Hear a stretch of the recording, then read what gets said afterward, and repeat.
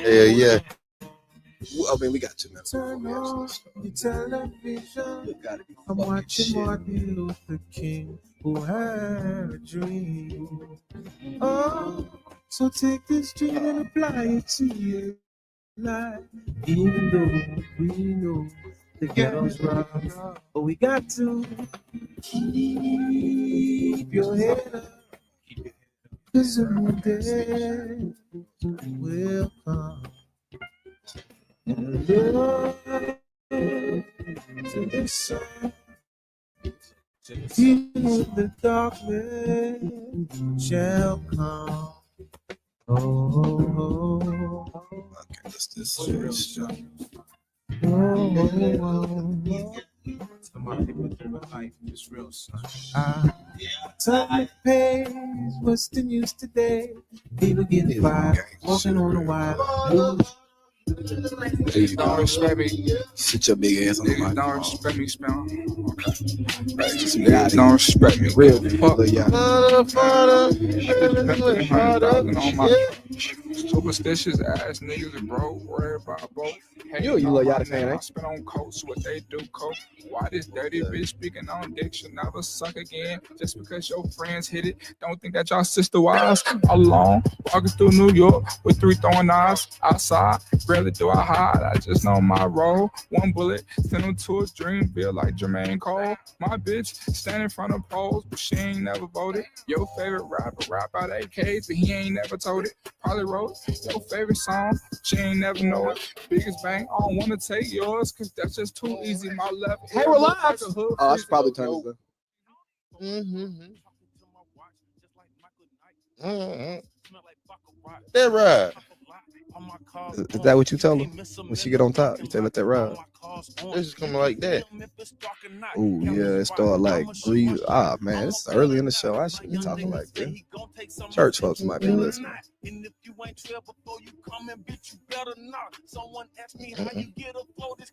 can hear this. Yeah, Hey, yeah, we're gonna get flagged, but I I don't need to be care. able to hear that. That Chainz going acting like that. I think he's underrated too. I always thought Chainz was underrated. That's why I don't be liking when he don't get his name mentioned in that Atlanta conversation.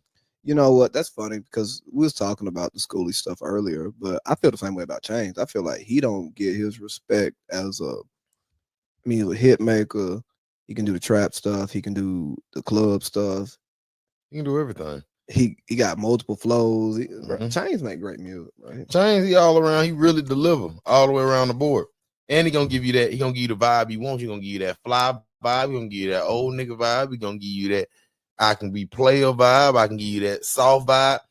Chainz gonna give it to you. Really, that's why I say him and Schoolie, they really one of their own. Like when we mention Atlanta, like those are 2 real Atlanteans that we gotta start putting on that Mount Rushmore, just being real. I don't know if we put him on the Mount Rushmore, but I think we put him in the conversation.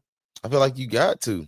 Me personally, because again, look at what Chainz done did for real. Like, look at what Chainz done did. But then again, for us personally, look at what Schoolie done did. Schoolie ain't missed since we've been in fucking middle school. I mean, he done really gave everybody the loop. He done gave everybody the alley-oop on everything they need to do when it come to the rapping and singing. Schoolie the first to do that. When it come to bringing in the melodies and really actually rapping on songs instead of that mumbling shit, man, Schoolie was doing that. So again, like I say, Chainz, he doing that. So again, I don't know, man. I don't know. I feel like we got to start putting them up there a little bit. I just respectfully. You know who I also think is underrated, and I don't think this myself personally, but I think he could feel like he's in the conversation of just a top, just high end rapper. Who? Ludacris. I mean, for sure. Like, because I don't think, for other reasons than like Chainz and Schoolie, Luda doesn't necessarily get the love that his catalog deserves. Because if you start looking at how many units he sold, and then you look at his hit songs, and then you actually listen to him rap, especially when he ain't necessarily on one of his, like you talking about like his B-side stuff. Ludacris can fucking rap. If you think about it, bro, from 02 to like 08, 09, Luda and T.I. was like the things of Atlanta. Like they was the thing. So again, I feel like Luda, he got his just due. Is just Luda, he started getting that movie money. When he started getting that Fast and the Furious money, hey, that fuck being in the studio all night when I can go do this and take 6 months off and I done made about 4 years worth of checks. I agree with you, but I think he should be when we're talking about the historical conversation, I think that he should be in the conversation a lot more. Like people just don't really talk about Ludacris like that. But that's why I say I feel like he can't be. I feel like he can be if we saying for a certain era. But if we talking about like that GOAT conversation, it's tough to put him in there only because he gave us like no cap. He gave us 6, 7 solid years where he didn't miss. But then, like I say, he done took 15, 20 off. When that saga got started, when that whole Fast and the Furious, when it really started running, they started putting him and Tyrese in there heavy.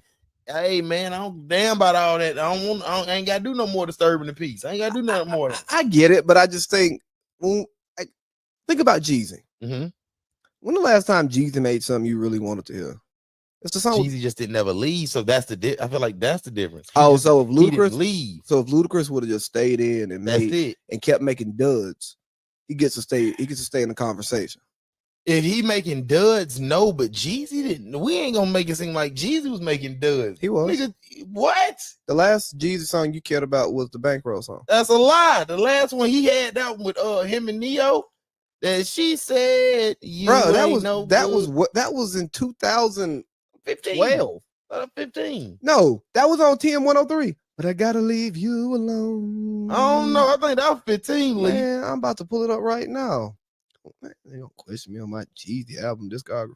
Talk to it. I don't know. Which one was you talking about? The Bankroll, the one with him and Dope Boy 95. That was like that's 17. Yeah, it Hustle's Ambition. This is 10-103. So what year is that though? That's what I'm saying. 10-103 came out in 2011. Well, the album came out. I'm talking about when did he start pushing at him and Neo though? I mean, I heard it when the album came out. Nah, I get that, but that ain't when everybody else. Oh, no, I ain't gonna say. I don't know it what went, else when it started getting on the radio and all that. That's when it went all the way and got them extra numbers. When it was on just the album, it wasn't moving like that. I can't speak to that. I can only speak to when I get it. And all that with Bankroll came out in 2016. So we're going on 10 years since he's made anything we cared about. And it was 5 years in between the last two songs we cared about. That's like a fact, 10-103 has some heat on it. But I just think because Ludacris doesn't rap, we forget about him. But he needs to be respected and spoken about, just like the T.I.s, the Jeezys, and so on and so forth. But I really don't think we talk about Jeezy like that for real, do we? I mean, when I talk to people about top Atlanta artists, Jeezy always comes up in the conversation. I mean, I can say that. I don't know. I mean, I get it. You don't put Jeezy up there? Because again, respectfully, I kind of fell off after the TM 103 but I mean that's when I fell off heavy. But even then, it's like I really ain't been I wasn't even going too hard on that one after the Trap or Die left, after all that whole saga left of life.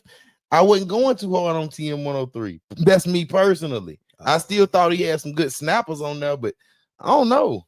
I don't know.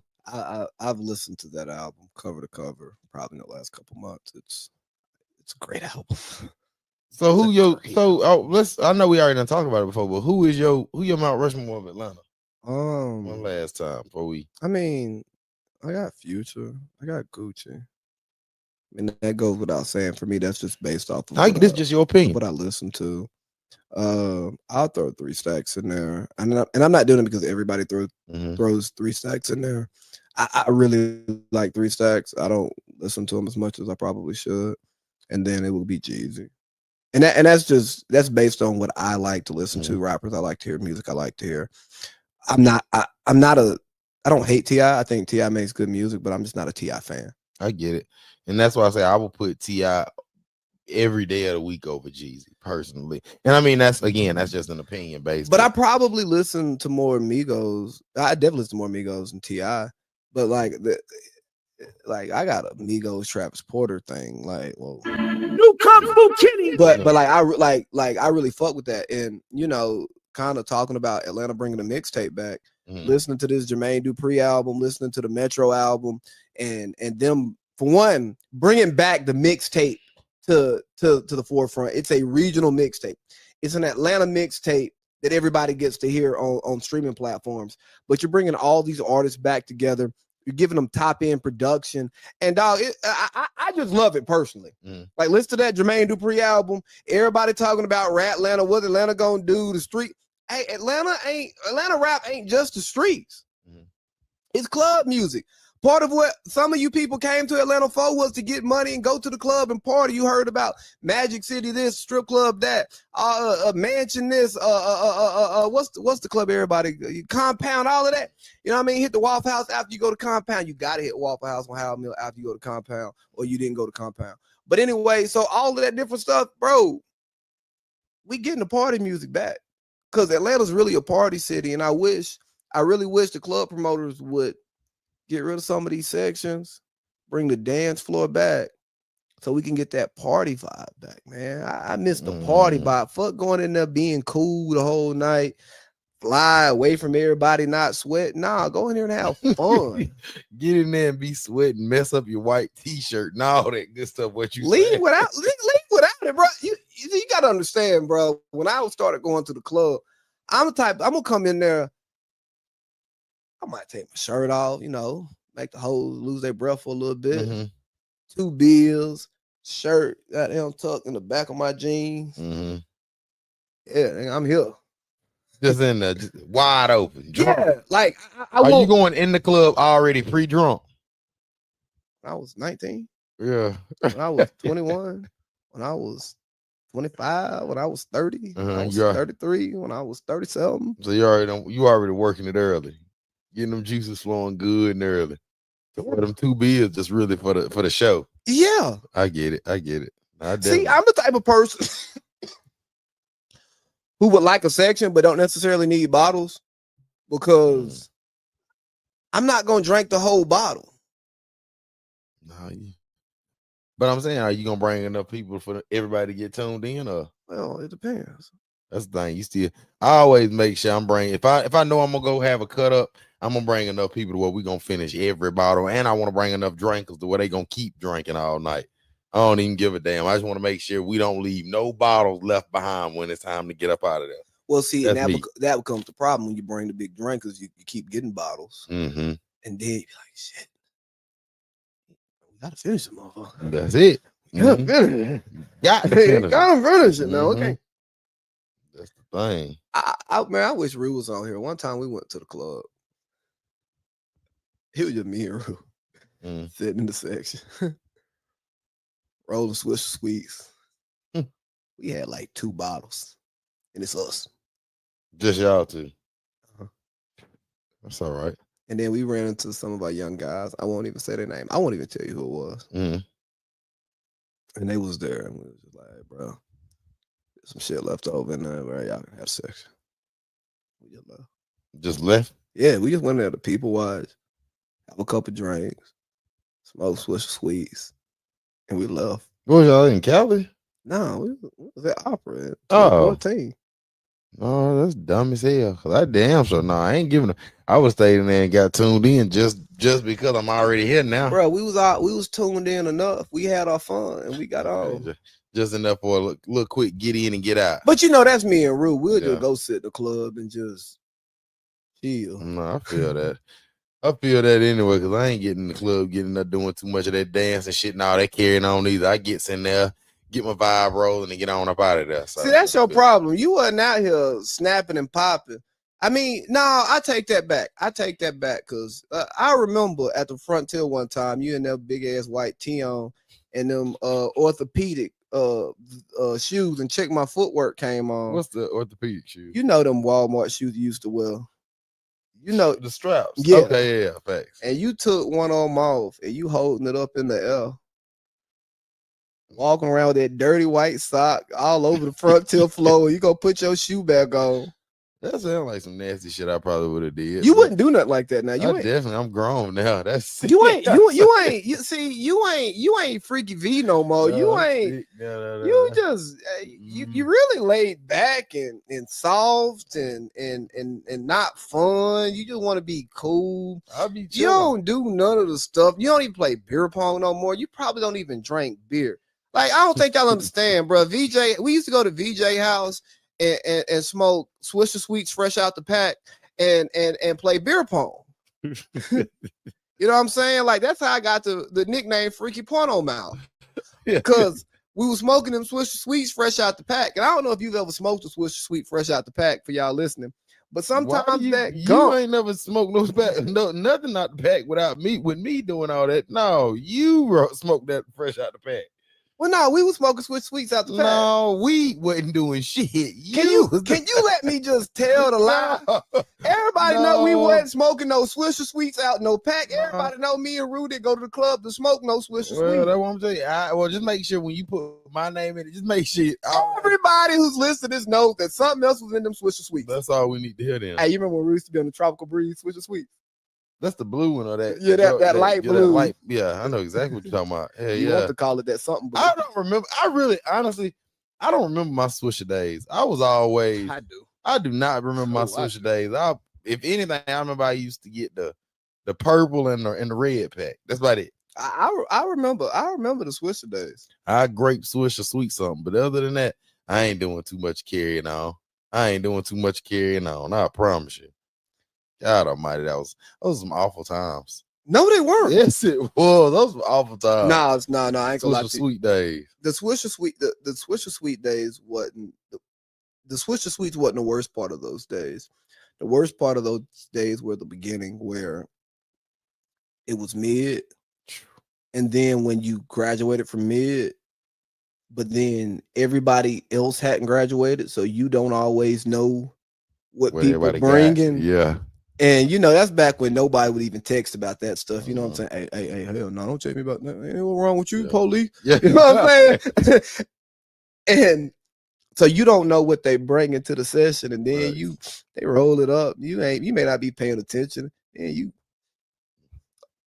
What's this? This ain't the one. This smell like that shit you smell outside the Cass Cartersville game. This ain't that one. No, I feel that for sure. I feel that for sure. God almighty. Bro, I remember one of my friends went and got me like 2 grams of some mid one time. Bro. And that's not what I wanted, because that was me in college. You know what I'm saying? And at that point in my life, I'm grown. I ain't want nobody's mid, because where I was at, it wasn't. It was mid there. I didn't know where it was. Mm-hmm. Came back with the mid. We had some y'all means over there. And I smoked that shit. I smoked some of that. I said, oh no. And I said, hey, y'all can have this. This y'all. They said, you don't want no money for it. Nah, baby, I don't sell drugs. This for y'all. Y'all keep this for y'all self. You let me have it? This a per se for y'all. And y'all know who y'all are, and I still judge y'all through that lens, and that's unfair. I should allow y'all to grow up and mature, but I just remember being happy about getting 1.5 grams of some free meat. Oh my, that's awful time. Anyway, tell me something good though. What's been going on? How was your week, man? Oh, my week was it was pretty good. I don't even remember. I was super creative last week, man. Yeah. I was just in my zone, in my element.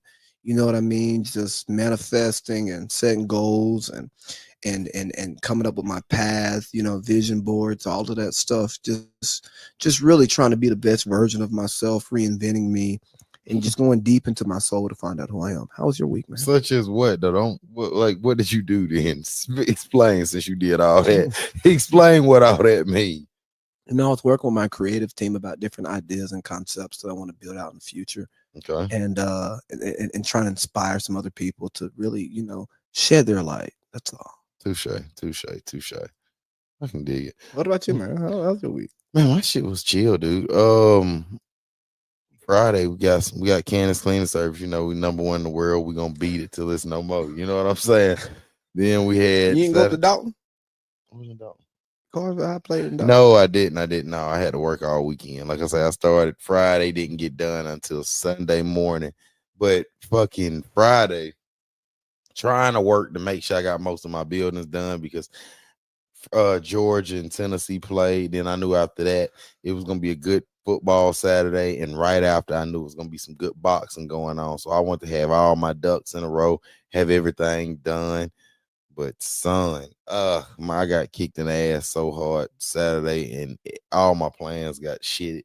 I'll talk to you. Yeah, you have to be bad, huh? God, it was awful. Because again, it's like, we love being dad for sure. We love Daddy VJ. But man, it's just certain times, like certain Saturdays and certain Sundays now. Yeah. I need those days. Like that. Listen, I don't ask for much. I'm not even saying I can't, I can't do the days that I need, but it's like though Saturday and Sunday, I got to have them days. I got that from 1 o'clock. Really, this week I was lucky because we didn't play till 8 o'clock yesterday, 8:20. So, I was able to get all my other stuff out the way.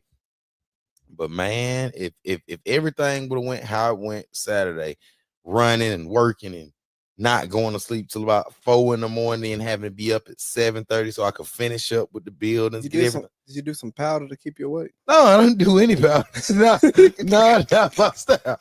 Absolutely not. So no, the thing I did was I was running off fumes and shit. By the time Saturday night got here, my boy got busy, won me a couple dollars, and that's it. Yeah. I was laughing when we were on the phone, just thinking about what it's like to have to do your dad responsibilities when there's something else that you'd rather be doing.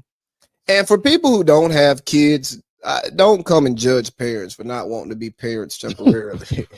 Don't, please. Because you've never been wanting to do something that you'd really enjoy and then have to deal with a cranky kid instead. Not only are you not doing what you want to enjoy, but you can't even do the regular stuff that you do because your kid is fussing, making you parent. And it's like, my God, I was just in such a vibe though. Like I just knew I was finna be able to get active. I just knew I was finna be able to be loud, screaming. My dog Swag had just pulled up on me. So it was like me and him, I done told him, I'm like, man, listen, shit, I'm finna get to pull up over there. We finna get everything together. Don't even worry about it. Kendall, grandmama, or mama, or somebody finna come home. I know I'm finna have me some time wide open where it's just me. Man, I didn't get rid of Kendall ass till I think like 1:30, 2 o'clock. And that was her fault. And I didn't get rid of her. She went to sleep. And then that's, time for you to go. So now here it is. Here we are. So fight over. Yeah, the fight over. Everything is over, but shit, here we are. How do you feel about the fight? It was what I knew. It was literally what I knew. I said I thought Canelo would, if anything, I thought Canelo was gonna be up on his pockets by the 9th round. I knew it wasn't gonna be nothing early. I knew it was gonna be a real dog fight. Canelo got one of the best chins, personally, my opinion, in history of boxing. Bud is just honestly what I've been telling people the last almost 8 years now. Bud is the greatest fighter I have ever seen in my life. Like, and remind you, I got to see Floyd Mayweather. I got to see Pacquiao. I got to see the Earl Spencers. I got to see all these guys. Bud Crawford, top to bottom, is the person I'm building my fighter after. So, Max called him the GOAT. Mm-hmm. You know what I'm saying? Like during the fight, mm-hmm. He's like, you're the GOAT of this era. Mm-hmm. And I ain't gonna hold you. I didn't really care for that statement because how are you the GOAT of an era? You know what I'm saying? Like, you either the GOAT, because like the thing about GOAT, greatest of all time. So how can you be the greatest of all time of an era? That don't even make sense. Just say you're the best. Just say you're the best of this era. The GOAT is the one. But respectfully, I think he couldn't say that because Floyd's still alive. Then don't say it. But you gotta. No, you don't. You can just say you're a great fighter of this era. You don't have to say you're the GOAT of this era. Everybody be saying, oh yeah, he's a GOAT. She's a GOAT. No. There's only one GOAT. You can now if you say he's the GOAT of his sport, she's the GOAT of her sport. Mm-hmm. You know what I'm saying? But there's only one GOAT. You know what I'm saying? So I mean, but respectfully, 6'5", hop in real quick. Hey, your mic is let me ask you. New Kung Fu Kitties. And I know it's different weight classes, all this as well. But I mean, with Bud and Floyd, technically both undefeated, both the master. They every level of boxing. Both with Canelo. Who is your GOAT out of them two? You have to say. I'll come back to you, Lee. Out of Crawford and Mayweather? Yeah.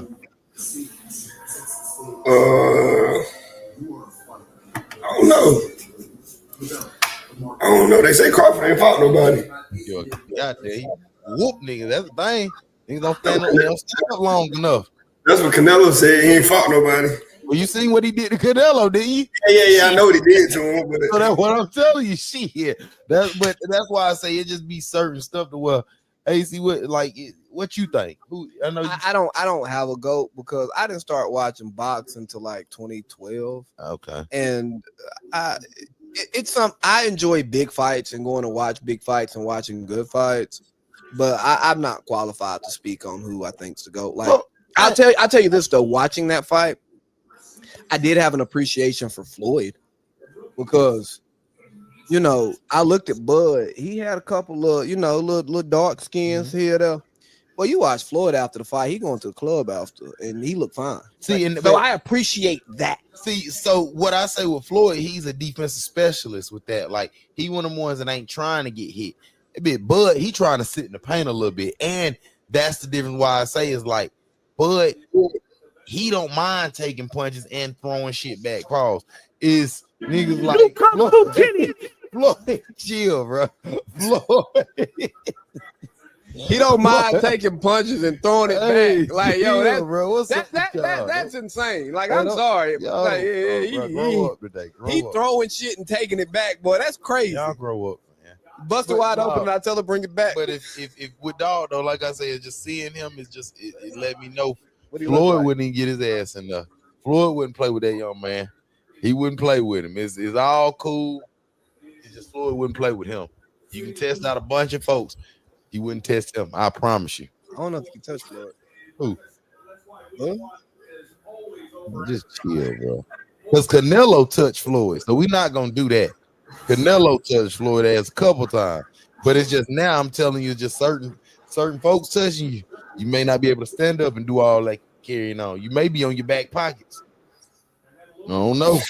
The few times Floyd got hit, I mean, he was okay.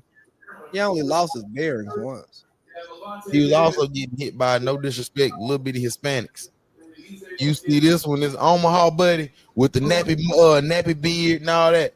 Man, they said this dude got shot in the head and drove himself to the hospital. Listen to me, bro. That's a whole different dog now. That's a whole different dog, Rue. Lee, excuse me. I don't know. That's me personally saying, though. I don't know. How long y'all niggas been on? Hey, can you turn the TV down a little bit? 30. I ain't gonna remote it. Fuck. I don't know, man. It may be on the counter.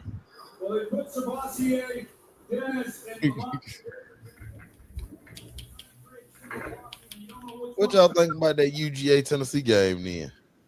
Oh, he said, well, what's up with us? What's up with you, nigga? Chilling.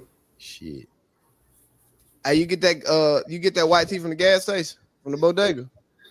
Don't touch my feet ever again. See, that's what he talking about right there. But, I'm over here trying to sit on the couch, and he over here trying to play footsie. I don't know why he even on this goddamn couch. Yeah, that's what he he ain't supposed to be on this couch, and I'm trying to sit wide leg. Well, if Dean or Shaw Dean ain't here, shit. Big Dean ain't here taking all this extra thigh area up with me. I went to practice one day last week. And one of the kids out there, right? I ain't gonna say who the kid was. He wasn't on the team, but he was a teammate's brother, player's brother. And he a little short, fat ass kid, right? Yeah. And he go to Dean and say, "Todd, you got my same build." The short goopy build. I say, yes. I told Dean I would have said. Yeah, I ain't look like that at your age, nigga. Yeah. You on the wrong path. That was Carl Winslow bill. That's it. That's it. That's Carl Winslow. That's it. I ain't gonna talk about my friend like that. He ain't built like Carl Winslow. He built like Eric Cartman. That's one of the two. They cousins. That's it. They first cousins. That shit. Yeah. No, Rooster. What you think, man? You watch the game this week? UGA in Tennessee? No, I didn't watch that game. What you mean you didn't watch the best game on TV this week? I was moving around during the day during that time. My bad. No, you weren't moving around. You were sitting at home on the couch. I leave the house. You know, you save money like that. That's real. What, leaving the house? Yeah, you turn all the bills off. Wait, no the fuck you don't. Say what? You know, when I leave the house, I turn everything off. I get it, but you still going out spending money even when you out. I'm just out there chilling. Man. Oh, so hold on. So when you come back, I'm gonna call you right back. All right. I ain't lie, he tell me. So like, bro, we'll be on the phone. It'll be like, it'll be just at a weird hour. He'll be like, hey, let me hit you right back. You're not gonna hit me right back. Something came up, B. You know how it be. I get it, bro. I swear I get it. I know that shit be. But you're not gonna hit me right back. I mean, he gonna try to. He gonna hit it as soon as it happens. He gonna hit you back. It just may take a little bit longer. Shit. What Dean little big ass at? I'll call him. He I guess he had football practice. That Mike Evans catching pass. It's 9 o'clock. It's 9 o'clock. Home alone. I want to crack this one open real quick. Paging you. Well, I know he got wishing you come over my place. You shut the hell up. After a while. Y'all said it's 9 o'clock. It's 8:59. Y'all said it's 9 o'clock. So, you know, Genuine 9 o'clock. Mike Evans just out there catching first down like it ain't nothing. Well, I draft him in fantasy every year because he's just the easiest first down.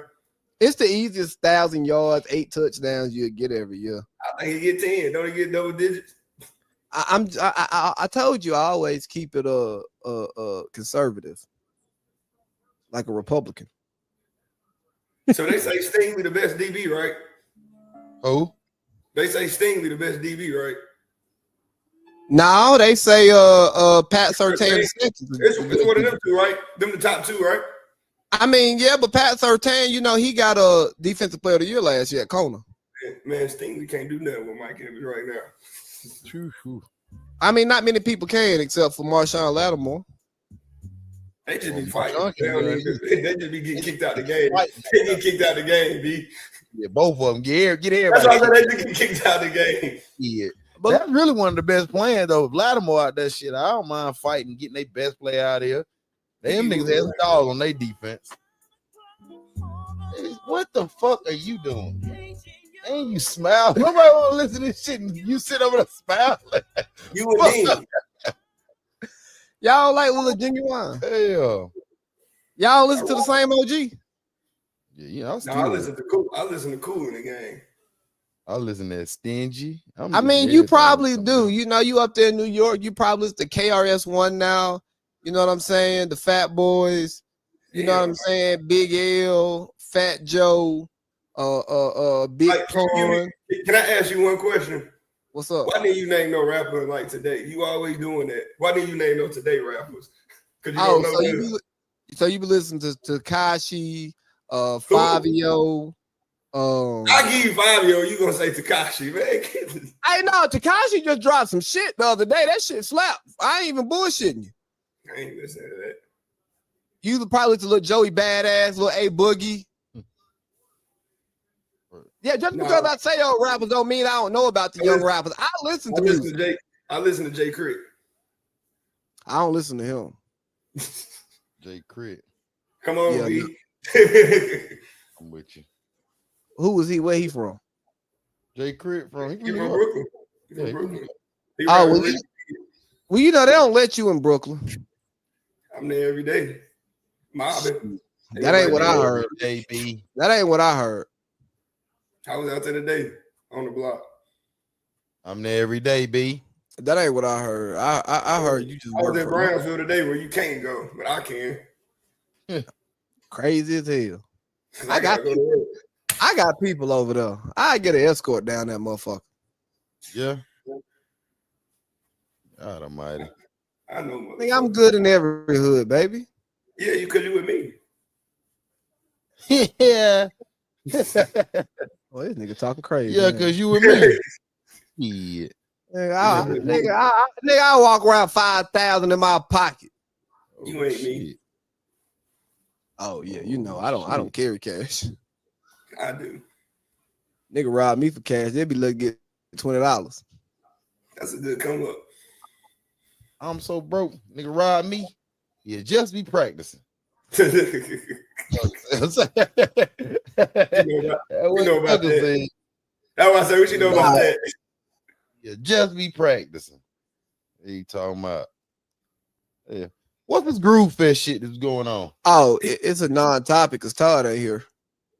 So we need to get this big ass on the phone. We got 2 topics that he got to touch on. At MacArthur Park, you big dumb motherfucker. Where he get shot at? At MacArthur Park. You call it Dean. MacArthur Park? Yeah, I'm gonna call a little big old ass. And I'm gonna put him on the speaker so everybody can hear him. Oh, you should let me call him so he could actually go through the Bluetooth.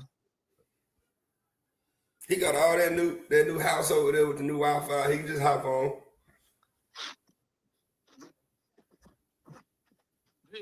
Nasty. The people hear you. You want? I got you on the on what live. Man, log on. Bring your ass on. You got 2 topics that you got to talk about. Yeah. I mean, God damn, Todd. All you gotta do is press the button. You only got 2 topics that you can get right off here. Come on. Damn, AC. All right, bet. What? I'm turning you down. Was I yelling? Yeah. I couldn't hear it, man. My headphones fucked up. I'm just fucking with you. You know, I don't give a damn. Oh, I mean, if you did, I wouldn't care. See what I'm saying? I'm finna hang up. Come on, man. Don't do that. My bad. I went too far. See how you do me? I thought you was cool, man. You trying to take advantage of the substitute. Damn. So Kyle Foster, we can jump on that real quick. Ooh. Resurface. That's crazy. Post after the rapper T Hood dies. Did I think you that? I don't do much. Yeah, I've been through so much shit. I need a back rub. What the fuck? Let me see that. They said, dog. They Kyle Foster. Oh, I don't. Who? Kirk Foster. Oh, Kirk Frost. Frost. I said Frost. Did he shoot a nigga? Yeah. Kirk just shot a nigga or his son? No, his son did. What they say? He was beating up on his sister. Something. That don't make it legal. In Georgia, dude. What's up, Ty? How you doing? Hey man, I'm chilling. I don't like how this nigga from What up, Ohio nasty? looking like he is in college. What's happening? Ruru? Other week he went for 2 touchdowns on our ass. Yeah, he on both of my fantasy teams. What's the name of Jigbo? Whatever the fuck his name is. Nah, that's Abuka, Mecca Abuka. Let's go, Mike Evans. Get busy on these fuck boys. Never mind, he didn't catch it in bounds. Why the fuck would you be for Mbuka when you seen what he did on us? Because they're Mike Evans. He looked like he was Ohio State on us. I'm like, well, ain't nobody guarding him. Man, you talking about last week, right? Them of a catching shit just all through. Like, what, man? Oh God, did he actually just catch it though? Like, fuck if it's a completion. Did he catch it? Dino. Nah, What's up with it, Ru? What's up, man? What y'all got doing? Oh, my fault. Let me see that Summer Hill Blue Devil shirt. That's some shit my grandma will wear. Yeah. That's where did you get that shirt? That's all I want to know. Hey, let's see that necklace. What necklace? Pull your shirt down a little bit. I ain't got no necklace on. Who? Me? I ain't talking to you, Adrian. I know you ain't got no jewelry, nigga. You a square. You talking about Dino? Dino, you got on a necklace. I ain't got no necklace, huh? I'm gonna be right back. I'm gonna put my jewelry on.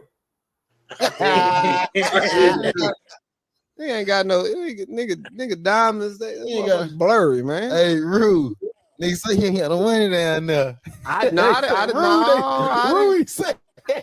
say you ain't got no money. I say you ain't got no jury. Rude nigga said they ain't got no money down there. Little broke ass. Gotta call V to help get in the club. V. That what it sound like. Stuck outside. Look at the mouse, VJ. What you say? Look at the mouse. Can y'all see the mouse? No. What you done did? Is it the same shit you been showing me every time I say that? Yeah, look. What is it? This motherfucker got like 12 pairs of worn once Air Force One sitting right there. This morning I had called him and I said, this nigga, he put the Air Force Ones he had on and threw them right. The ones he had on and just threw them in the fire. They done. They don't want once already. One time, 115, just to fuck it. Here, put them over there. That's to the side. Why don't you just get you some Panda Dunks and wear them all the time until they get dirty? Like the bottom of your feet. I'm gonna go get them too. I'll go get them now. Nasty. What it do? What the hell you got going on, baby? But you look comfortable over there. I like that spot. I like the brown, the stained wood on the cabinet back there. Oh, you like that shit? I like that. Yeah. I like that shit. Yeah. Moving on up. Stained wood on top. To a deluxe apartment in the I said stained wood. That stained wood on top. Whoa. Hey, Ben, can you do me a favor? Yeah. Can you like get up and do the George Jefferson dance from the Battle Up video? Oh boy, you might got cussed out. Nasty. You might got cussed out. Hey, Nasty, look, let's bring it back though. Can you break it down and tell me something good about the Groove Fest that happened this weekend? Oh yeah. We Black Bartow, we partner with Northwest Jazz Society out of Rome, and we had the little jazz and R&B Groove Fest. A good little turnout. Probably had about 250 folks out there, at least when I got out there. And yeah, so we partnered with like Marley Archer and Dakota Watley, all them from Rome. So we're gonna make that an annual event. So we'll be doing that every year.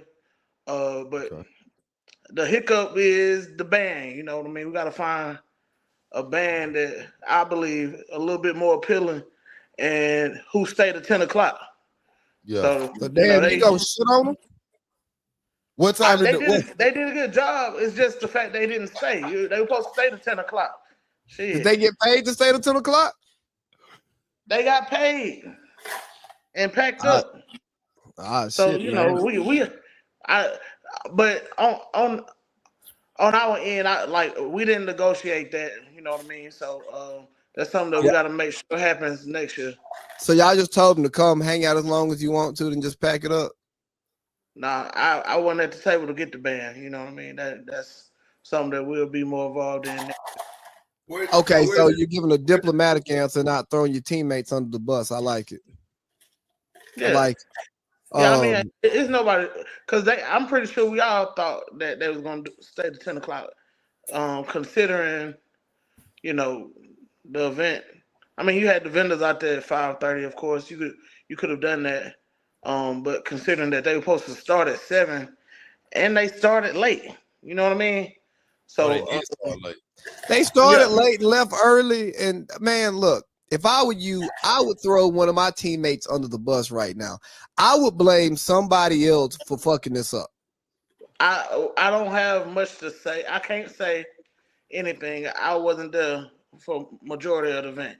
On top of that, that ain't gonna do nothing. That's bad for morale. Yeah, you know what I mean? No, I would be trying to kill morale just to like blame somebody else and cause controversy inside the building because I love creating dumpster fires. Yeah. Hey, trust me, I know. I know. Me personally, I know.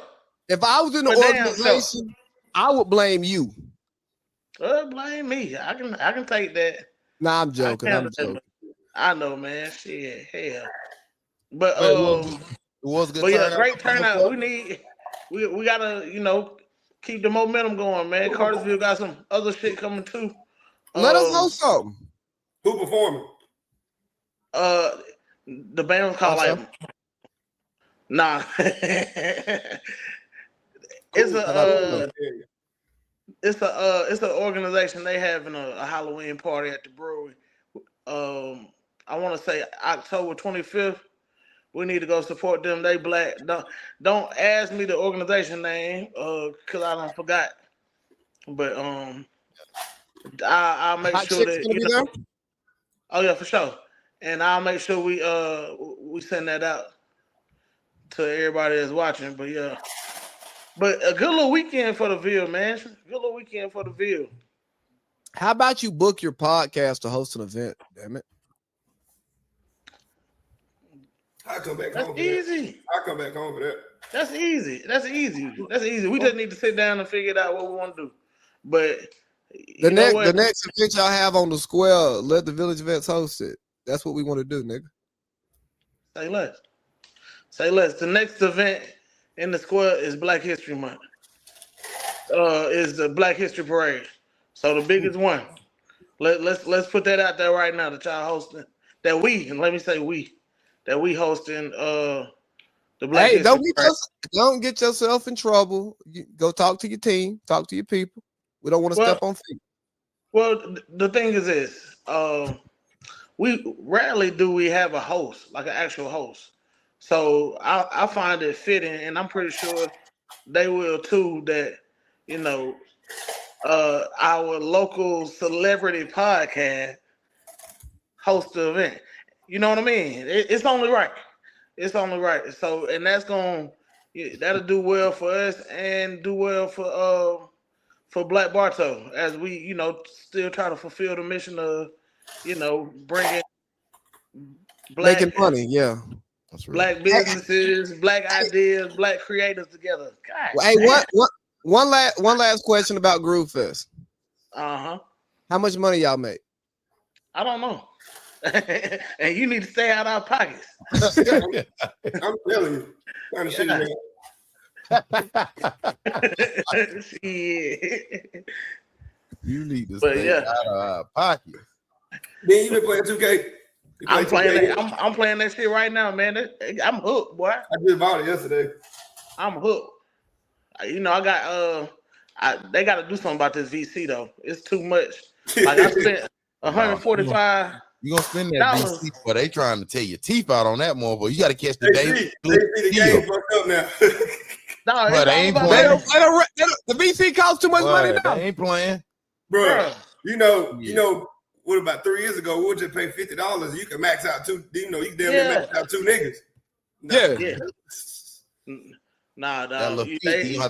You got to spend that 50 about 3-4 times to get. Yeah, you can get the 50 now, but it just costs so much to make the dude good. Like they take care of all the VC. The 10,000 VC now. For real. Yeah, you can't even get fresh on it no more. And that's the thing, bro. Like if you're gonna go to the park before you get superfied, you gotta spend some VC that you really need to spend on your player on some gear at the park, because you can't come out there in the brown tee, the sweatpants, and the 2K generic. I think that's crazy though, because if niggas can hoop, I think it's fucked up. They make you spend so much VC to get picked up and get put on the court. I gonna make you get out there and get the tattoos, the book bag. I jumped on the circle last night. Them niggas jumped right off. I said, "Damn, bro." Hey, for real, ain't no getting it out the mud. If you ain't an 80, 85 and above, and you line up. Them boys are not gonna line up with you. You be there right there by yourself. And what be crazy, them little fuck niggas, they'll let you know they ain't playing with you. One of them niggas are dancing on me. Oh, that little shit, they'll slide right out the way. Hey, here's what you do. Here's how you beat a lot of that stuff. You make a big. Yeah. Now, that's true. Now, I gotta do a point guard to start it off, but yeah, that's true. Every time you can go every time. Well, Todd likes to make centers. He likes to play with a big. Yeah, my bad. That's crazy. Yeah. What's up, Kenny? My bad. I said Todd likes to play with a big. I thought that was inappropriate. Ben, it was. He said it again. You come through, Kenny. I mean, shit, you used to play with Kenny on the team. He gonna get fucked up. He gonna get him fucked up, DJ. Just said being. Now I gotta go to jail for hate crimes. Nah, man. Nah, we ain't gonna do that. Nah, I am, because you started. Oh, because I started. I am. How about you take accountability for your actions and not gaslight me? I am, because you started it. I said, how about you take accountability for your actions and not gaslight me? I'm immature, so don't expect me to do that. That is. Well, I don't like being gaslit. It triggers me. Hey, you yell at everybody every day.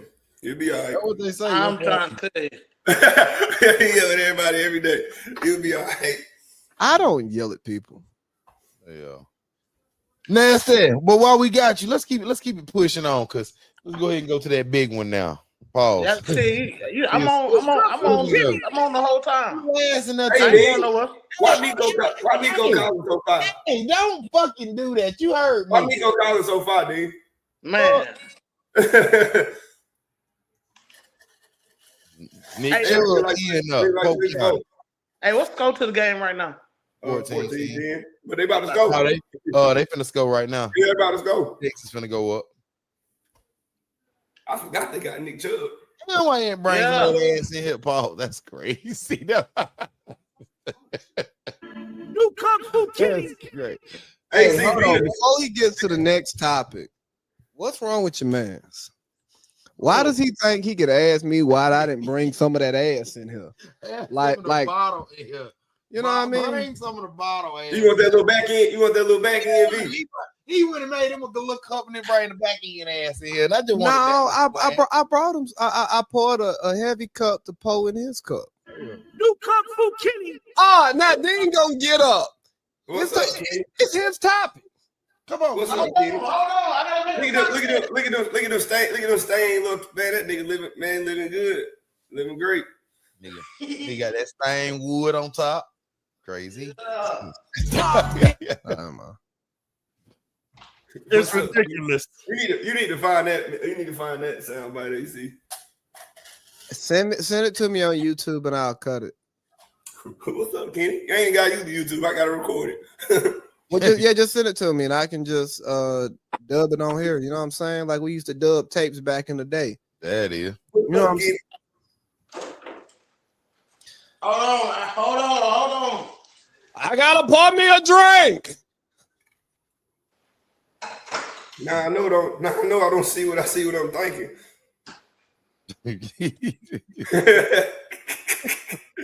What are you talking about? I know good and well y'all ain't gambling back here. I didn't know y'all ain't back here gambling. Pack up your stuff, everybody. Pack up your stuff, everybody going to jail. Pack up your stuff. Pack up your stuff, everybody going to jail. Come on, Ken. Now you better come on. You want to talk outside? Come on, cool. Tell me something I want to hear. I'm taking everybody to jail. What you talking about? Yeah, you better tell me something I want to hear. Yeah. He said, "Look, Blue, I'm gonna bust you if you don't give me some information." Listen, look, you do. I'm gonna bust you. Only reason I ain't busted your ass because you my cousin. Yeah. I'm gonna kick your ass. Then I'm gonna kick your ass. We'll love to see that one, Kenny. Shit, we'll love to see that, Kenny. Shit. Nasty, AC, let's bring it in for Nasty in here, Paul. So we got to talk about Charlie Kirk because everybody talks about Charlie Kirk. That's what they did to call him Charlie Kirk. Hey, come on, man, that ain't funny. Yeah, Lee Rule, you can't do that. I mean, you can. It's America's free speech, right? What I'm saying, it's America. We've seen an execution on TV plenty of times. That's a fact. Plenty. All right, so people have their feelings, and then people have their responses, and then people have feelings to the response of it. I kind of want to just put it out there, and we really, I've talked to y'all about it a tad bit, but we kind of didn't talk about which direction we want to go with it on the show, and I think that's kind of the best way to do it.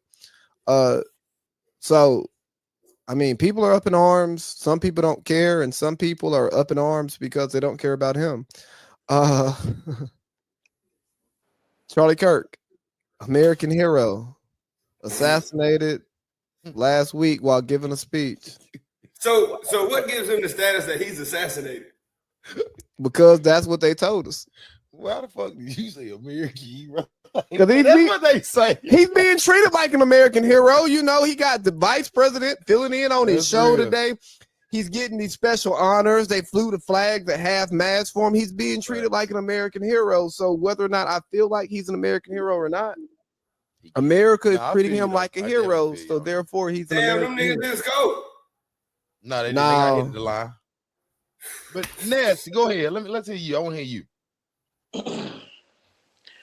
I mean, it ain't my business, bro. Like, I look at it like this. I think America, you know, his crowd, who he appealed to. Like, I didn't know who Charlie Kirk was until the day he died, right? Me either. My introduction to Charlie Kirk was listening to him on TikTok talk about how the biggest issue in the black community is the absence of fathers. He white. He white. Right. And then, you know, 3 hours later he was dead. But I gotta believe that whatever he represented, it ain't for me and my beliefs and who I am and the people I deal with. Because it was about division, right? Mm. And y'all know I'm pro-black as they come. Mm. So of course I'm well aware of all the issues within the community. Mm. So but what he was voicing a lot of times, and I only known about the man a week. Mm. It was false and it was programming for the whole MAGA Trump rhetoric and what they try to push and pushing poison in the black community. So, like I said, I hate that kids ain't got their daddy no more. I hate that a wife ain't got her husband, but I don't have to feel no type of way. He wasn't no hero to me. And just because he was a Christian don't make him no saint, right? Everybody want to say that. It don't. That's all I be trying to say, Dean. That's it. Like he had an agenda he pushed. And so what was his push? Because I don't know. All right, so I'll break it down to you. I did a little bit of research on it. What was he? I'm gonna try to tell you. So he was a guy who grew up in the suburbs of Chicago to a well-to-do family, conservative family, you know, private school, that type deal, and he was a big fan of Rush Limbaugh. The stories go a racist. Some would say that, but at the least he pushes information that could be perceived as racist by a lot of people. Is Rush Limbaugh the nappy-headed hose? Nah, that's Don Imus. That's Don Imus. Oh, okay. Nappy-headed hose was funny. It may have been racist, but that was funny. But he can't say that. But so like Rush Limbaugh, he's a conservative radio host, super popular, a big figure in the conservative movement. This kid was a huge fan of him. When the Tea Party movement started, you know, around Sarah Palin and those types after the 2008 election, he became nailing Palin. Shout out to Lisa Ann.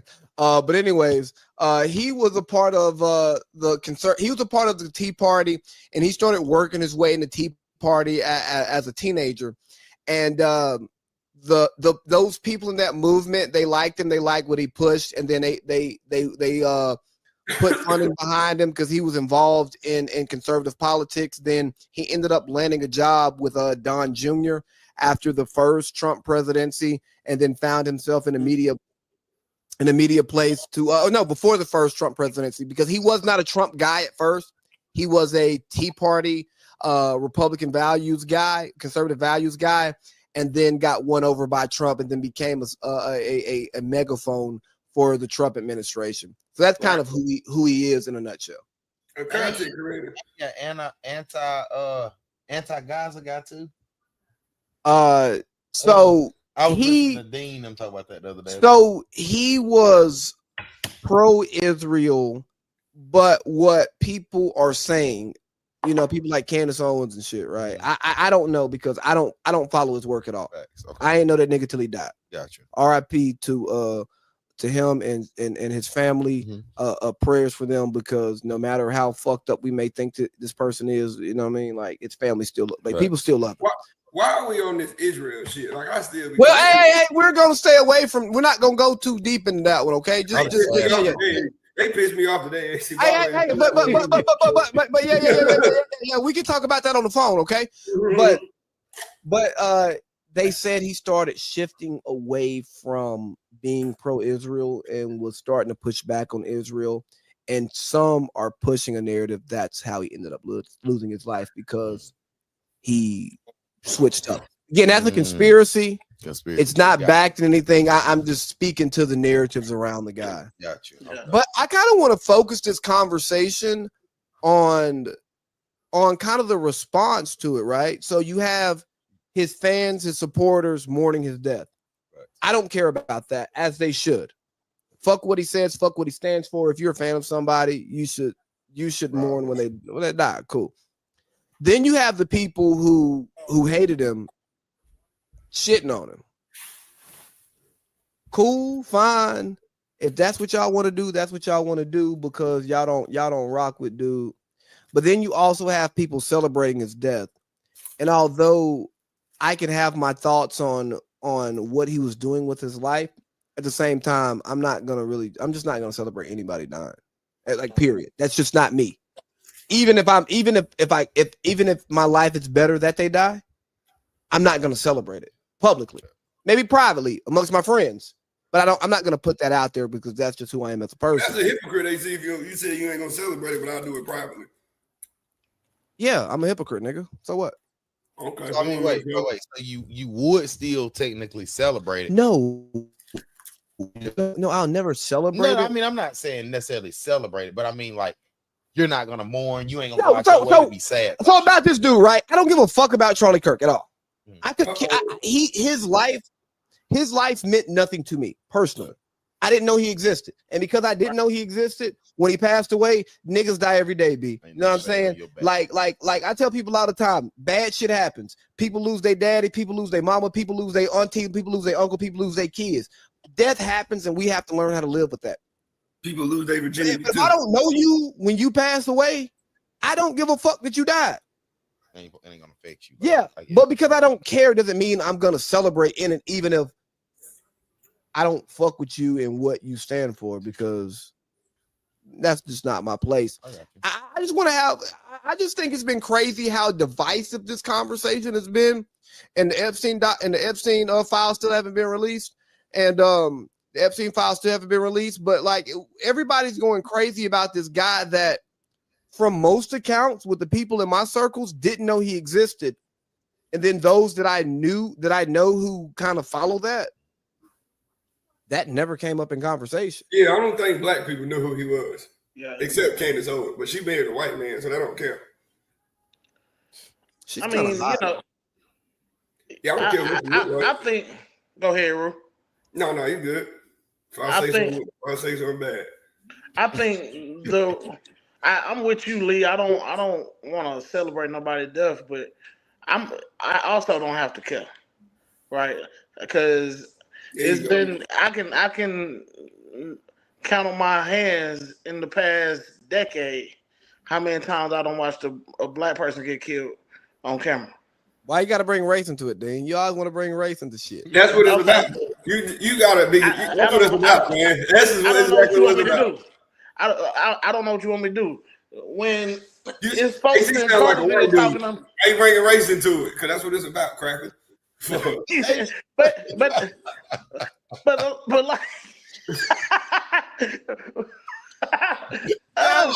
damn. Like, think about it. Like, have y'all seen the Drewski shit where he do the redneck shit? Yeah. Them crackers really mad about that shit. Talk about some, if we would have did it, it'd be bad. You goddamn right, it's gonna be bad. Hey, Theo Vaughn, he even talked about he was gonna dress up in blackface. But they don't. White people don't get it though, bro, because they ain't never been suppressed. So you know what I mean? So they don't. So they don't get it. So that I think that is the real conversation that comes here, right? Yeah, like they don't get it. What white people don't understand is that when there are black people who lash out in these moments and they hear y'all talking about like how great this person was and how he didn't deserve to die and fuck you for hating this guy, it's like, bro, we got real heroes out here, people who actually weren't trying to divide and trying to bring people together, and they were killed for whatever reason they got killed for, whether it was a lone shooter, whether it was a government conspiracy, whether it was racist motherfuckers who wanted to stop the movement. That shit that we deal with, and in our community, we expect, like, hey, don't be talking too much about them folks, because you know what might happen. And then when it happens to them, and then you have people talking shit. Like I saw shit today about niggas that was Trayvon, and right? People laying out dead with like the Starburst or the Skittles and shit, right? That was a thing, right? People talking shit about George Floyd saying he's not a martyr. He was on fentanyl. It don't matter what the fuck he was or what he did. A nigga put his fucking knee on his neck and killed him. That's fucked up, right? So when black people then say, y'all want to get mad at us for saying fuck this motherfucker, but y'all been saying like systematically, y'all been saying fuck us since you went to Africa and goddamn 1619 and brought these niggas over here. And then y'all been saying fuck us every step of the way in this country. We just say fuck you back one time, and then y'all want to go, oh my God, how dare you do this? This is un-American. We're going to start a war. Dog, if we started a war every time we felt wrong by some racist shit, it wouldn't be nothing in this motherfucking country. Man, but y'all motherfuckers, when some shit happened to y'all would have getting y'all's motherfucking feelings and act like it's the end of the world. It's that caring shit, right? It's like that. Like I got a white lady. You can't mind your fucking business when certain stuff is happening. Hey, I didn't want nobody to kill that motherfucker, but I don't care. And I don't have to care.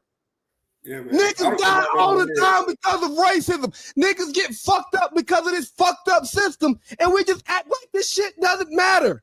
But then when he died, oh God, we gotta fly the flag to half mast. But don't make me proud. Come and walk with me proudly. Step in my shoes. Learn what it's like to be a black man. What you say, D?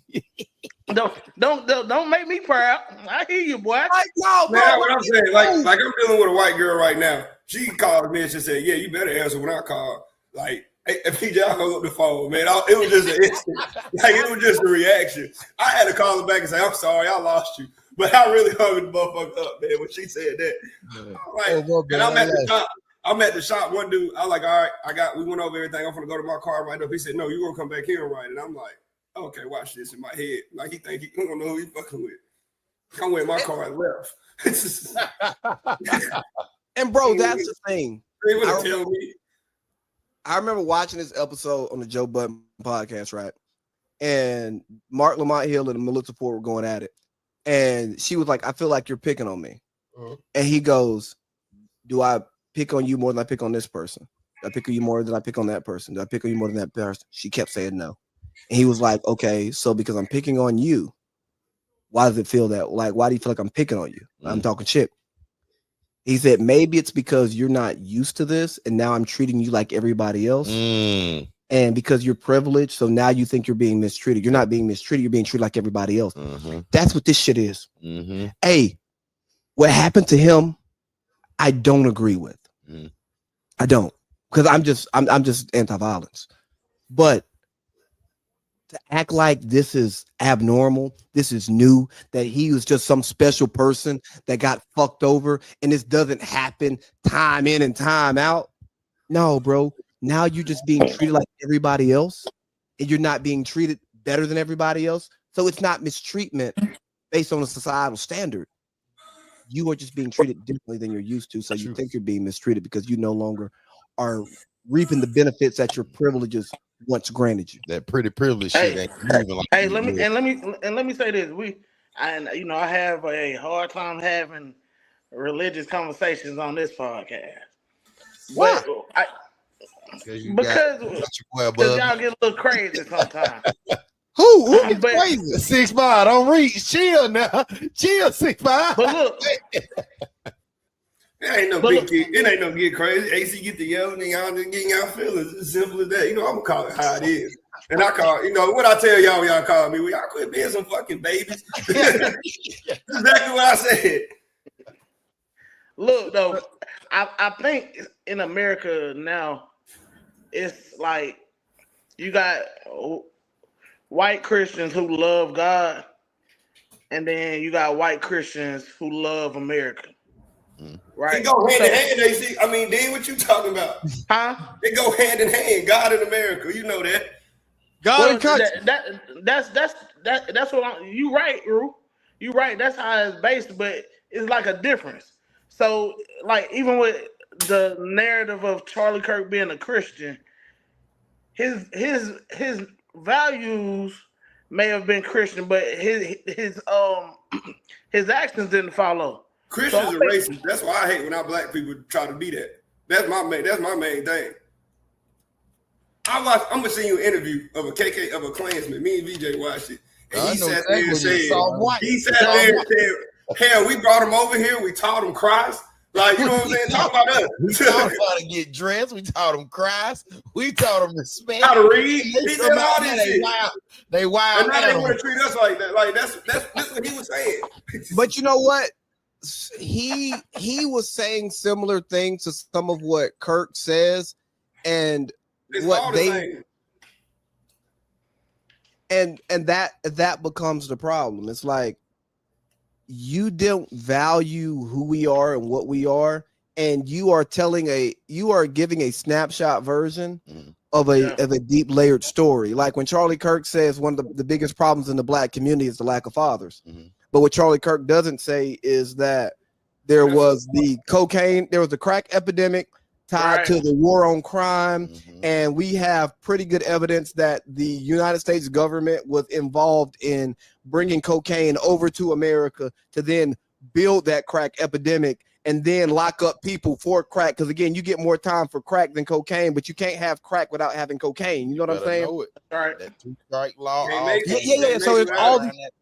And then you have the growth of social of welfare, right, and social programs that allow black women to be quote unquote financially better off, being independent instead of dealing with this man who may not be able to produce a lot of money, so they can get enough money from the government and a place to live, and then it incentivizes black women to not necessarily have fathers in the house, because if both of y'all are on that paper, y'all can't stay in a project, but you can't afford the apartment. You know what I'm saying? So I'd rather have a place for my kid by myself than not have shit with this motherfucker. With this nigga, yeah. Right. So you get this, and like you understand why the black father doesn't exist, and then throw in women getting more rights, women going to college, women being able to get paid better rates, which they should. I'm not against that. But then you having these career women who lead a nigga for cheating now because he can't financially abuse her. So then you create other single black parent households, because what mom would put up with, the daughter ain't putting up with because she got some money. You know what I mean?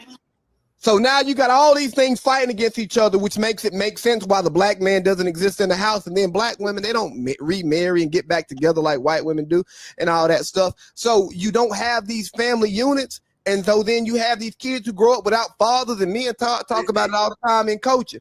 Hey, you can tell the kids who ain't got daddies. Right. And like sometimes you see the kid like, dang, bro, that boy needs a daddy. He got it. But God, you can tell he's being raised by his mama. Well, that's a small percentage that black niggas ain't got no fathers.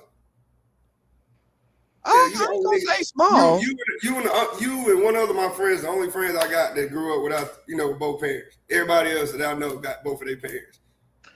I'm trying to think. V. Shaw, Dean. Yeah. Everybody. Well, no, because a lot of the niggas we play sports with, their daddies wasn't with them. My cousin. Nah, if they daddy ain't in the house, they around. You get what I mean? Nah, I'm talking about. You start thinking about people on our basketball team. They didn't live in the house with their daddy. It was just me and you, AC. I'm talking about in different grades in high school. Even niggas who had stepdaddies, bro. Because like on the football team, we used to always make jokes about people who had their daddies. Like, damn, bro, you live with your daddy, soft ass nigga. I ain't never made that hurt that joke. No, you was bro, you was gone. You was gone. Yeah. Nah.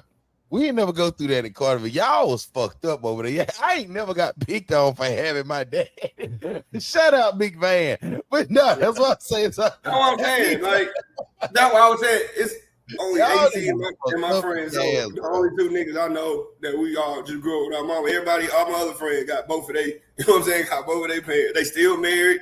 You know what I mean? The thing is, though, bro, and I get what you saying though too, Rue, but it's a little different. Like, I think for example, it's like when you grow up with your daddy in the house. But when you got a nigga like me, for example, like my daddy was in the house my whole life, but he was also one of the niggas that like he was on his own schedule. He worked crazy. He tried to wipe your ass, didn't he? No. Hell no. That's the main, like that's the main thing you can think about. Like, because if you were a woman, she not gonna know. You know what I'm saying? Man, listen, and I tell this on live on everything. But VJ, you had them in the house though. It's there. You know what I mean? But listen though, I hear that. But what I'm saying is, with my pop being in the house, I still didn't learn how to actually piss until I was like 4 or 5 for real. Like standing up pissing. But you learned it though. I learned how to piss and wipe my hand and all that like a woman. Like I was sitting down and I was doing all that little shit like to piss and shit. I get that, but you got them. You get what I'm saying, BJ? Yeah, like, compared to a nigga grow up with 2 women, it's like damn, like fuck. Yeah. I get it. Like, you just don't like. I get it. Because here's what I'm saying. You got to test. You got a man energy in the house, and then you got testosterone in that motherfucker. Yeah. So you gotta think. Now you gotta think when I get like 13, 14, I'm with some bitches. It's like, man, y'all can leave me the fuck alone. You know what I'm saying? Because natural instinct started kicking in. You get what I'm saying? No, but it's real. And like be what you understand is like your mama acted a certain way because your daddy was in the house. Right. You know what I'm saying? Then your mama acted a certain way because your daddy was in the house. Right. Me and Rue living in a house with 2 other women, and they ain't getting checked by no nigga. Yeah, and then no respect to AC. You know, AC really, you know what I'm saying? He ain't like me. That's all I'm gonna say. No. Like he not gonna. You know what I mean? I follow the rules. Yeah. Like I say he not like me. Like I'm gonna. You know what I mean? Like hey, but Adrian, you can say that on here, and I'm not offended by it. Bro. Yeah, that's what I'm saying. Like when I talk to you, I'll be like, look here, what I tell you, AC, look here, it's gonna keep going till you got to pee your pants. Like at the end of the day. Man, shut the fuck up and leave me alone. I promise you that shit go a long way. That leave me alone. Shut the fuck up. But it's real. Cause I remember one time, bro. It was probably the biggest fight me and my mama got into one day. I was 18. I wanted to come up here. Red was living up here, and she told me I couldn't come, and I'm like, man, what the fuck you mean I can't go? Like, I'm going to Maze Road, which I really was. You was right there, though. I was down there, yeah. Okay, which I wasn't coming here. I was going somewhere else, but I was just telling her I was going here, so she would leave me alone. And she was just like, no. And then we started arguing. I'm like, why? Like, bro, I'm 18. I'm just going up the road. And we get to arguing, and then she pick up the broom. And that was like kind of the first, like, I'll always give my mama that, like, respect. Oh, she can't hit me, blah, blah, blah. Then she picked up the broom, and I was just like, hit me. Nah, hit me with it. You don't pick up the broom, nigga, hit me with it. Shit. And that was like the first time though, like my balls dropped. Did like, she hit you? Hell no. Shit. She should have not shit out your ass. Swear to God, and anybody that's on this live that's watching, ask them about Erica Candy when I told her to hit me with this motherfucking. How old was she? Like 14. No, see. So wait, I'm gonna tell you the first time was 14. Then when we moved to town, I graduated in U Harley, excuse me. So when I graduated, it was right before we graduated, I got hit in the back of the head, in the back. With like a little with the same. No, that don't count. It's in the back.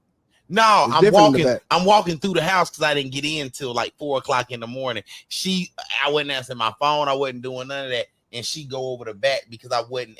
That's different. I'm talking about we face to face, and she picks up the broom, and I'm saying hit me with it because now you throwing it in my face. I'm gonna catch that motherfucker. Oh no, because nigga, I'm 18. I'm lifting weights, like I'm in shape, bro. Like. Bro, I'm not about to let nobody hit me with no broom. Yeah. And for anybody listening, my mom was not abusive. I only got hit with belts growing up, and I didn't get crazy whoopings like that. This is just a situation where it's now that her, like, if I had a daddy in the house, Mm-hmm. the argument don't happen because my daddy just be like, man, let that boy go. Or he busting out as soon as you start doing all that rowling, then now he done busting. Yeah, now I gotta motherfucker, what you say? Oh, look here. Exactly. Yeah, for sure.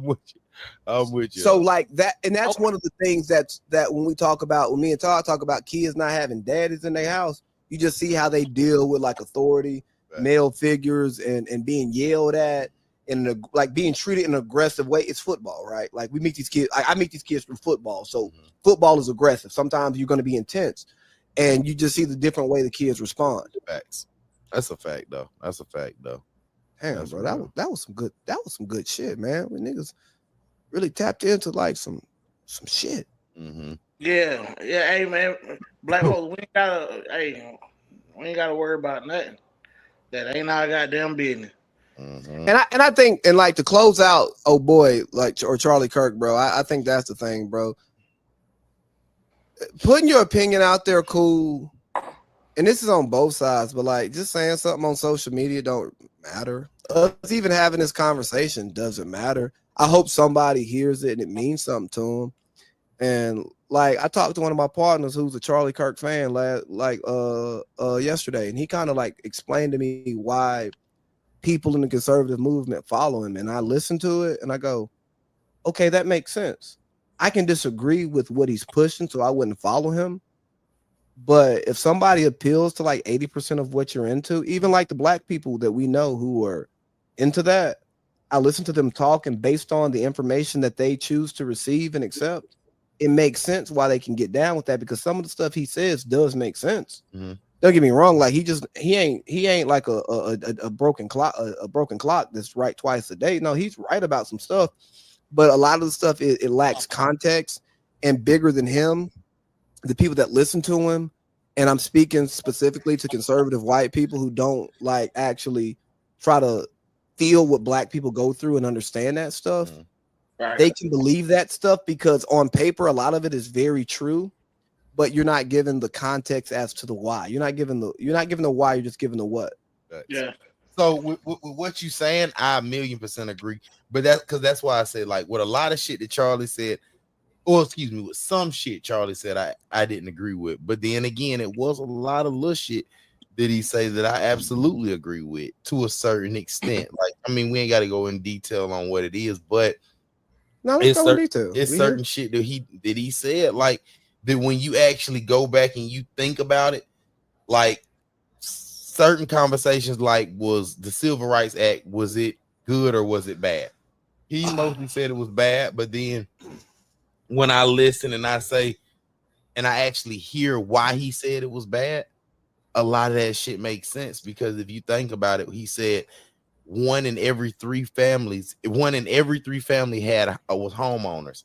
He said that fucking we had our own money, like our own money system. We had our own banks, we had our own grocery stores, we had our own schools. They burned it down. I get it. But then again, that's what I'm saying. It's just like, just listening to both ways. I hear you saying, and I definitely agree with that too, Nancy. So I don't think I'm changing that. But it was just, if we go full time, I guess without the Martin Luther Kings of the world, without him saying civil right was bad and all this and that, or trying to bring segregation together, was that good or was that bad? I mean, I'm not saying that. No. So let's talk about King's message, right? Mm-hmm. King was not pushing for full integration. Mm-hmm. King was pushing for opportunity. Mm-hmm. Like, you can't tell me no because I'm black. Facts. But I don't have to work. I don't have to shop here just because you're here. You know what I'm saying? You just, like, you can't say white only. That's what King was fighting for. Right. And a lot of King's message, and it comes with him passing, it gets lost, because if you start looking at what King focused the end of his life on, the last 5 years, I took a class on this shit back in 2013. Actually, one of the best classes I had in college. But it was by Dr. Vincent Harding, a friend of Dr. King. He taught the class. And King was focused on helping poor people not just black people, helping poor people, and he was fighting against the Vietnam War. And that's what ultimately ended in King's death. King trying to get black people to the table, that's not what got him killed, because if you look at what happened once we started integration, then your black companies get bought out because they're smaller, because there's more white company, like there's more white people who've been supporting these white businesses. So because of the economies of scale, they can charge lower prices. So you're just going to go there because it's cheaper anyways. That's what happened because of the Civil Rights Act, but that's not what King was totally fighting for. Okay. He wasn't fighting for integration. He was just fighting for, he was anti-segregation. Anti-segregation. Yeah. I get it. And I mean, Kirk's messaging was that's the way he tried to frame things is what I got a problem with, because it's manipulative, right? So to even fix his mouth and say that black women, I know he named names, so Michelle Obama, somebody else. I can't think of the others, but they don't have the brain processing power. He talked about Justice Ketanji Brown. Yeah. But to say they ain't got the brain processing power, and Michelle Obama went to Princeton. They all got college degrees. They overly qualified. But to him, he tried to diminish anybody black to a DEI hire. In my eyes, from what I know and from what I learned. Also, to say that Clarence Thomas is a more important black figure than Martin Luther King, that ain't rooted in nothing but ideology. Go ahead. It's rooted in ideology. He only says that because Clarence Thomas, as a black man, is more aligned where he is. So he will speak to the significance of what Clarence Thomas did. And don't get me wrong, Clarence Thomas is a significant figure in black history. I don't care if we agree with him. I don't care if he's pro-black, anti-black. Like, no, Clarence Thomas matters in black history.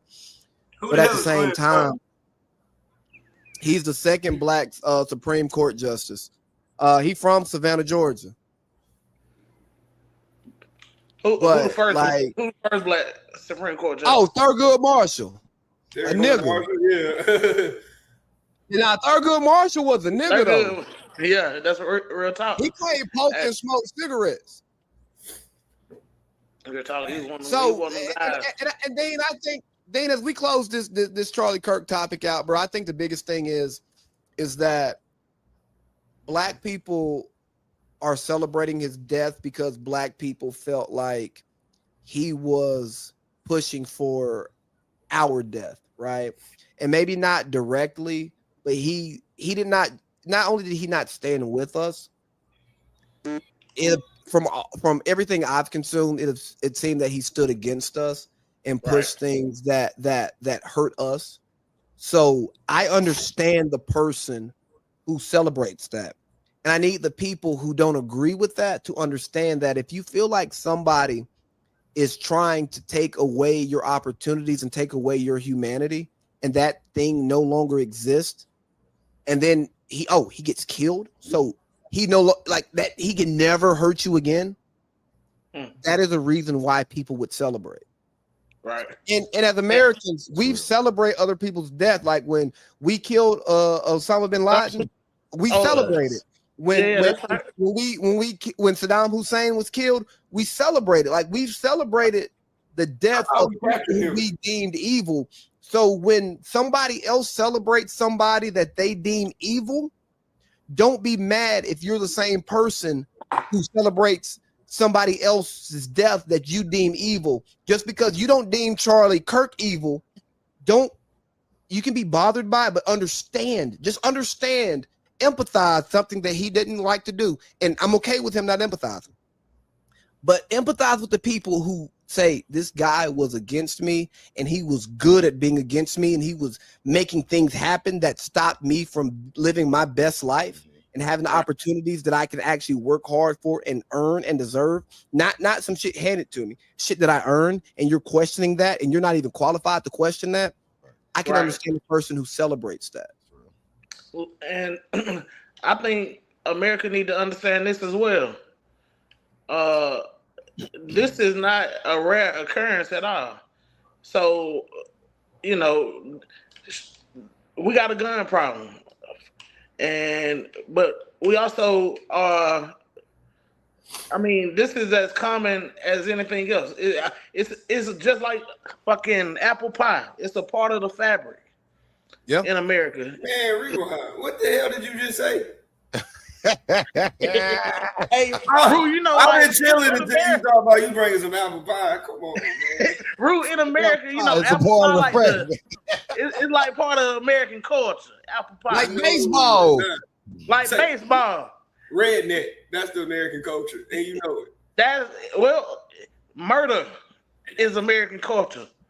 Oh yeah, you know what I mean. This I ain't don't that say new. murder, but when somebody got to like, man, American culture is you do something. You know, like if somebody doing something you don't like, you go do something about it.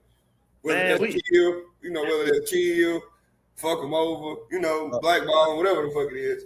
Man, niggas die in America all the time, and I'm telling you, I lived in the Middle East. And it was a crime. It was a crime scene tape on Atlantic Boulevard today. I'm pretty sure nigga got dropped.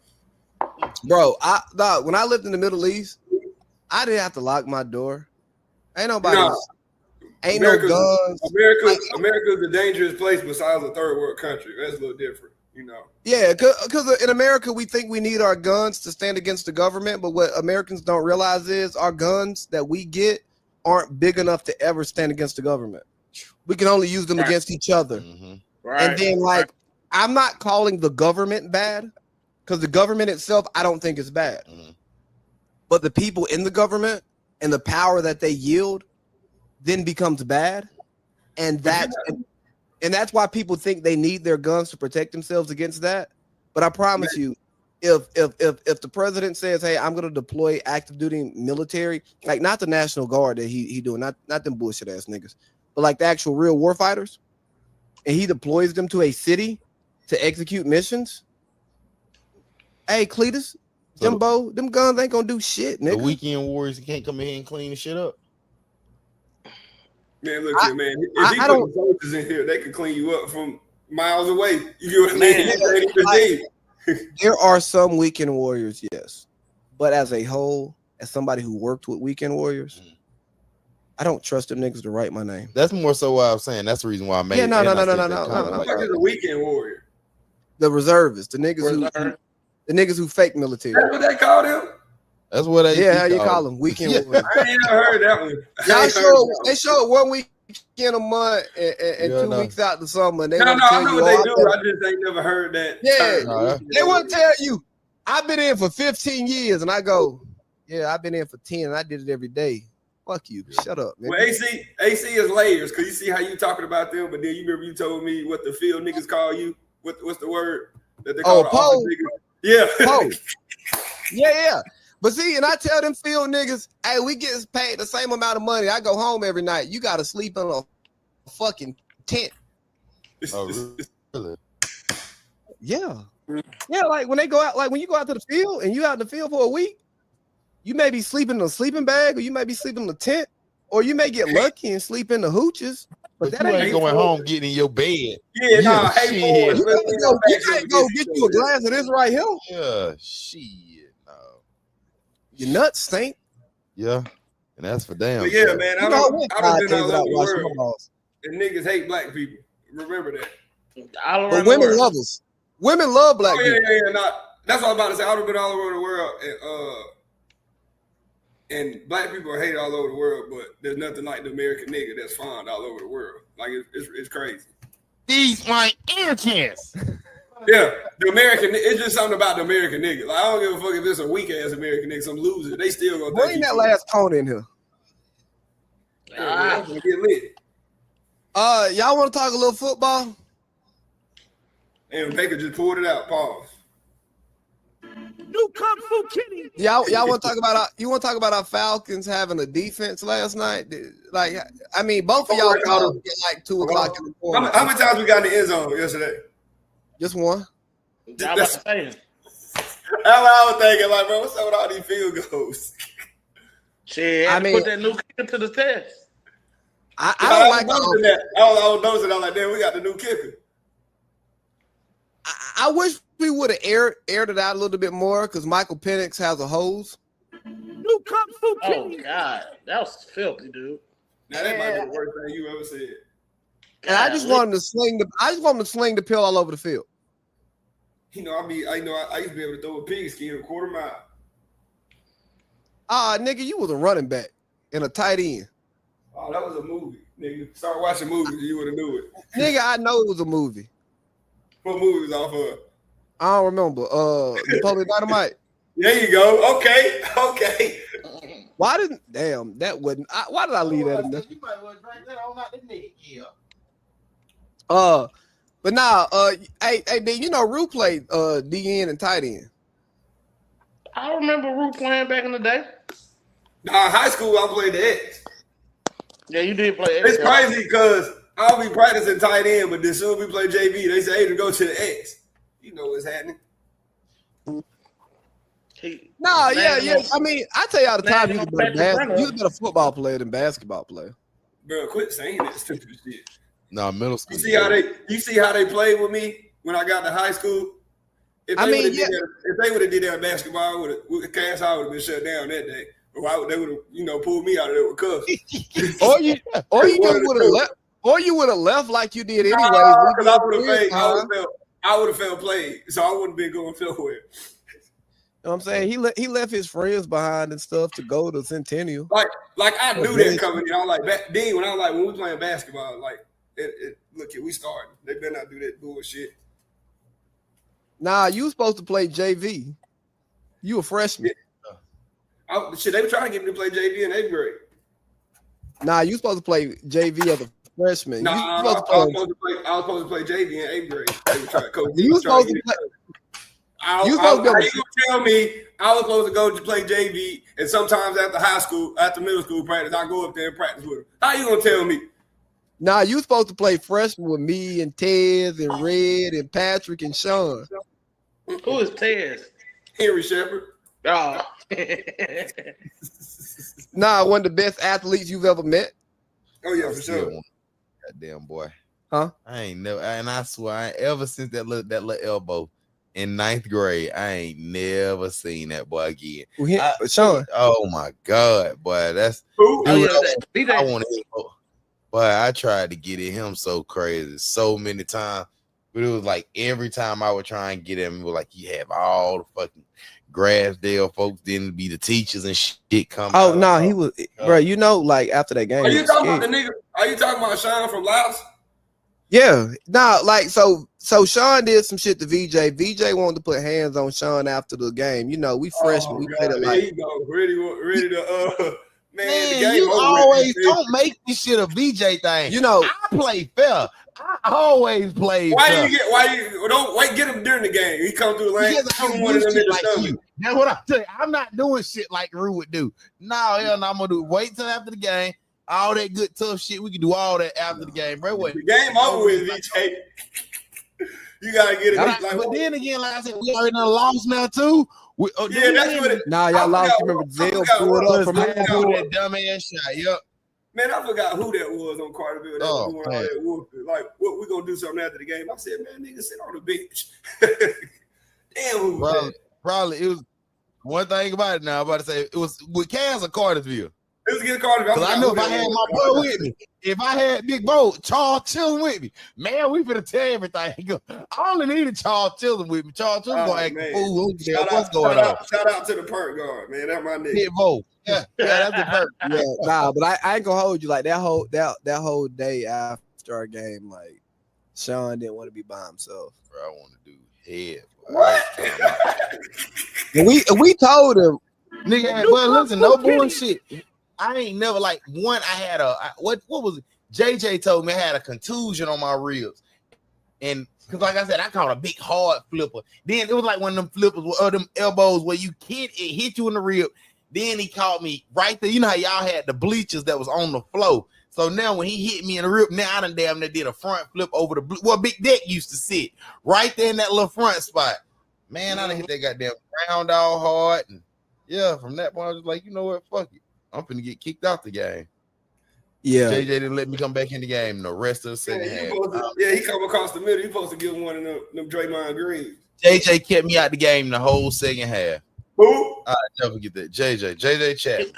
He was our ninth grade coach. For real? Why the fuck I ain't never know that? Because you wasn't at the gym yet. I thought the football coach was the basketball coach, the 8th grade football coach. Wasn't he the basketball coach in high school? Coach Porter. No, you talking about Coach Porter. Coach Porter did coach. Man, he coached high school, man. Yeah. Nah, he probably coached Tyler them, but he didn't have. I ain't have. Hey, you know I punched Tyler in the game. Well, yeah. I didn't know that. Yeah. He was scoring too much, and so I punched him in his back. In basketball? Yeah. 6th grade. I punched him in his back. So that was Yeah, 6th grade. Yeah. Didn't nobody catch it, bro. I was on the top of that 2-3 zone. He got the middle of that zone. I punched the shit out of him. I'm trying to remember 6th grade basketball. Damn. My fondest memory of 6th grade basketball was against Calhoun when Coach Heath put me in and called a timeout and took me out. Damn. Damn. Oh man. Let's bring it in. Another funny basketball story from 6th grade. Well, he didn't get his number and he was ready to fight over it. Uru? Yeah. What happened with Uru? What number you going for, Uru? Niggas know I'm coming in with the 1-5. I've been 1-5 since I played with Melody. So we were this big. Y'all niggas gonna take the job. Who took it? Melvin. D-Ray Curtis. He was 1-5 in the county. Football and basketball. It wasn't Melvin that took that number. I think it was Melvin. Mook wore 22. Deontay wore 15. And niggas like Deontay didn't get in the game not one time. Every game he get mad. Nah, but Deontay didn't get to play. I don't give a damn. Rue underclassman. Bro, he was underclassman. What that got to do with anything? You don't get to come in picking your number unless you. Hey, no. I thought it go off of how good a nigga is. That's how I need to go. That's why I thought it go off of.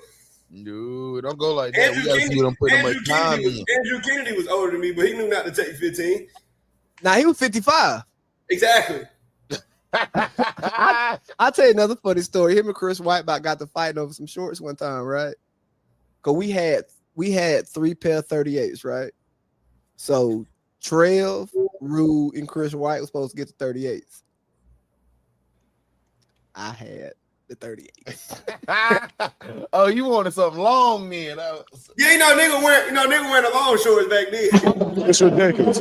It's obvious what's being done out here. It's on a nightly basis. I hope the world can see now what's really going on out here. It's getting ridiculous. It's really ridiculous.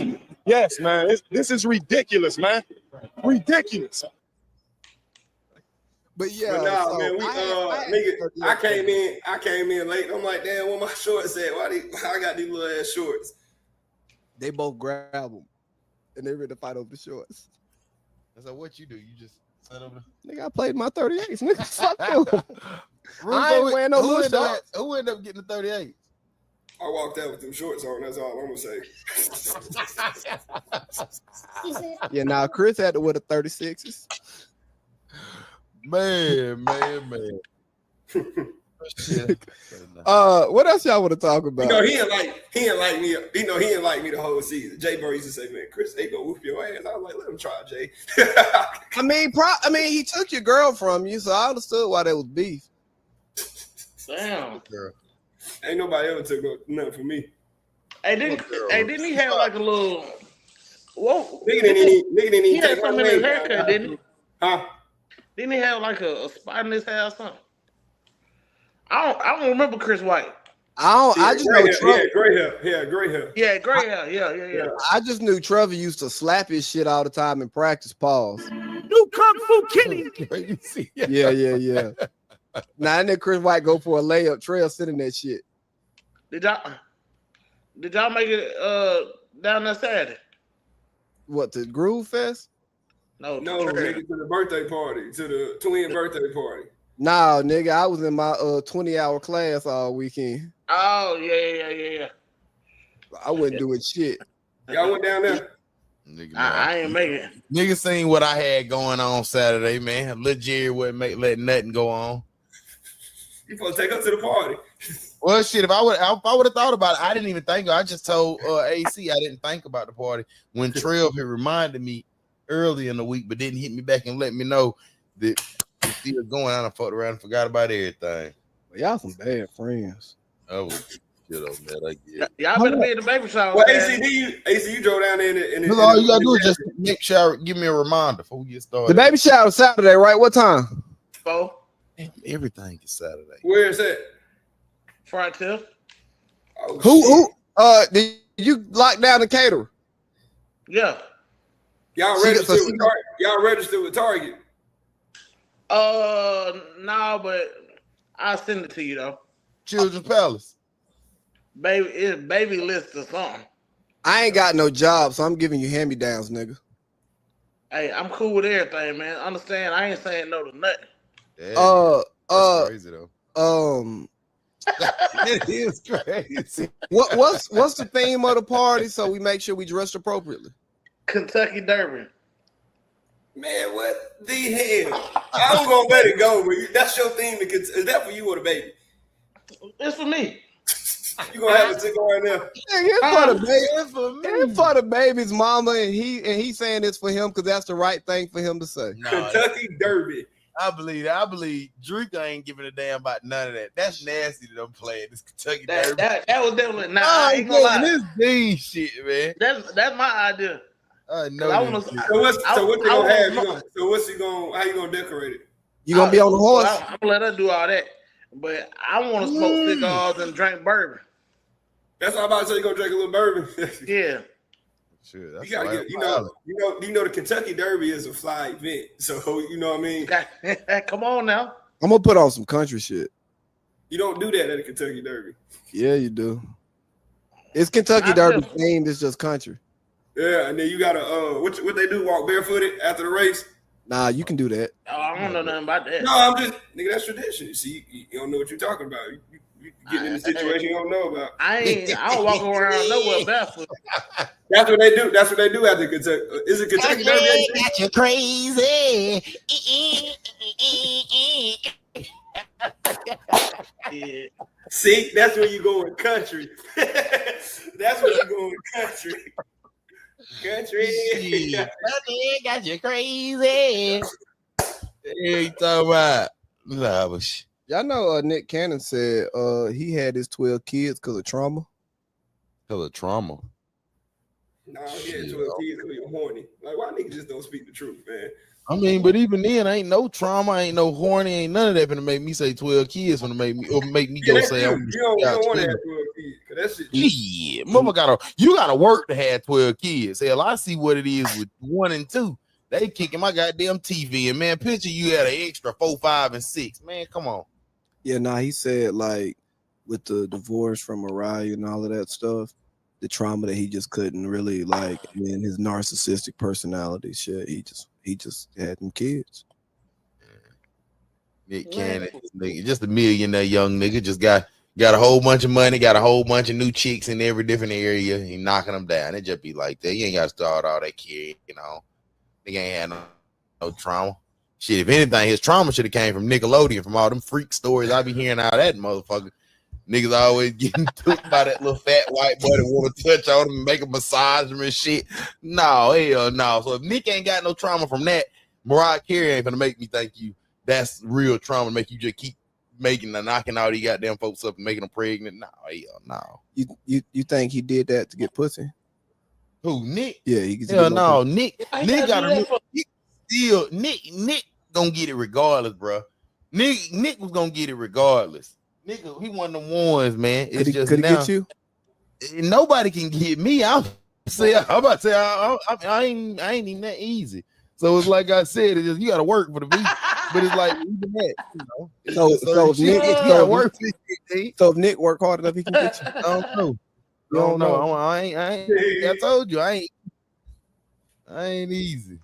But if Nick touched me, I wouldn't mind. I make sure if Nick touched me, I'll make sure it's recorded. I sue the goddamn shoes off Nick, big freaky ass want to do something to me. Shit. I don't know nobody want to do nothing to old meat bezel. Shit. Hell. But no, I think that's all we got for today, hell. I'm ready on them easy. Yeah, I'm ready to watch football, eat me some ribs, and go. You got some ribs in there. You always got some ribs in there and then don't offer none. I don't like that shit. My grandma, he cooked about 10 pieces of fish in front of me and just ate it. Like told me he was gonna give me some. He was asleep, and I was hungry. I told him I would make him some more. Man, that nigga ate it in front of me. Well, I ain't gonna talk because he made some. McDonald's, VJ. He got busy on the grill one weekend on when he fries or grilled some fish over here. I ain't gonna play on his top, Paul. He cut us in. I did eat all the fish for Rue, and I was wrong for that. But I told him I would make some more. Just give me 5 minutes. He said, "I'm sorry, I was hungry." I'm sorry. Yeah. Damn. You know how that be, hell. Yeah, I just kept. He did all that. He did that. I just kept eating it. He drunk all the liquor. I was like, damn. I didn't drink all the liquor. You left that bottle of 1942 and you was gone. For That's 2 what. weeks. Yeah, I done told him that shit is over with. Right. I came back I the don't next give week. a damn, LaRue. You shouldn't have left. You shouldn't have left without us knocking this bottle out. You should have rolled this motherfucker. Yeah. You should have knocked this motherfucker out before you went to the airport. And we split the bottle, so it ain't even like shit. yeah, bro. Like it ain't So like he ganked me out my money. That's how I feel. Oh, so you ganked me. Yes. but it ain't like he bought the whole bottle and I just drunk the shit. You know what happens is sometimes you be drunk. I bought half the bottle when you drunk the whole bottle. I didn't say that. Well, yeah, because sometimes you be drunk and you ain't got no liquor in the house. You want to keep drinking. So Man, he told me, he said, well, I had some other liquor, but I just like that 1942. Yeah, I like that 1942. The way it go down a lot easier than this hot shit I got. You know what? I hate his memory because he be remembering shit I don't remember. He remember it to the T too. Say shit. Why you remember that? No point in me drinking this shit, the cheap shit. Yeah, I got 2 weeks and nigga ain't gonna be back. I told you I pay attention. That's why I remember. Yeah, see, I don't be paying attention. But anyway, that's your problem. Fuck you. Yeah. How about that? That's your problem, nigga.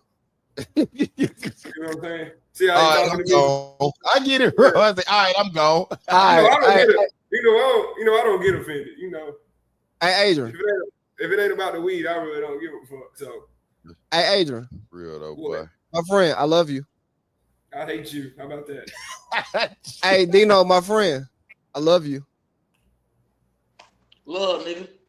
Hey, V, my friend, I love you. Love you, man. Hey, you know Cam Newton, he do one finger, one pinky, one thumb. How you gonna take that from the Migos? I don't like that. Man, you know that's a no. And you should have heard what Munchie B said. Munchie B said he took it from us. Fuck nigga. Yeah, that's the Inglewood family right there. That's what Munchie said. The money T.I. son, he wasn't fucking with it either. Yeah, I'm just telling you now. One finger, one thumb, one pinky, one love. That boy shouldn't do no more. Hey, y'all fucking with then you fucking with Genty. You think he nice? Who? Did you not see that run he just did? Did you not just see the run he just did? Shit, he about broke collarbone. I'm gonna cut the game on after this though. All right, guys. I think we're done here. May call y'all, may not. This was fun. Village Vets. Out of here. Out of here.